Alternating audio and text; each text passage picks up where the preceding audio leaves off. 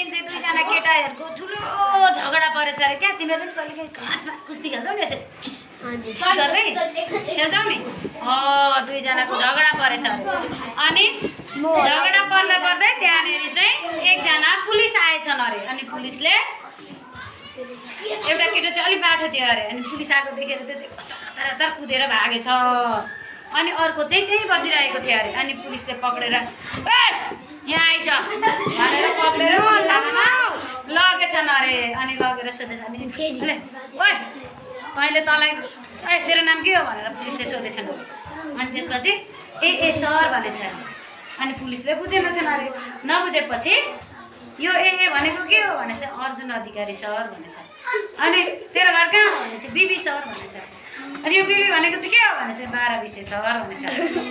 अनि तेरो बानी चाहिँ कस्तो छ भनेर सोधिरहेछ। फेरि पुलिसले सोधेछ सिसी सर भनेको। फेरि पुलिसले सिसी भनेको बुझेनछ। सिसी के हो भनेको चकचके सर भने।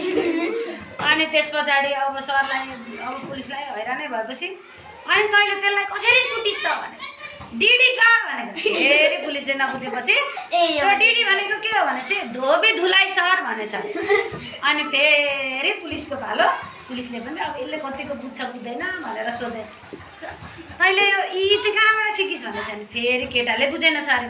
अनि सर यो यी भनेको चाहिँ के हो भनेको यस्तो यस्तो कुरा भनेछ अरे। यस्तो यस्तो कुरा भनेछ। अनि फेरि केटालाई सोधे तैँले यस्तो यस्तो कुरा कहाँबाट सिकिस् भनेछ। एफएफ सर भनेछ। एफएफ भनेको के हो भने त फेसबुक फन्ड सर भनेछ।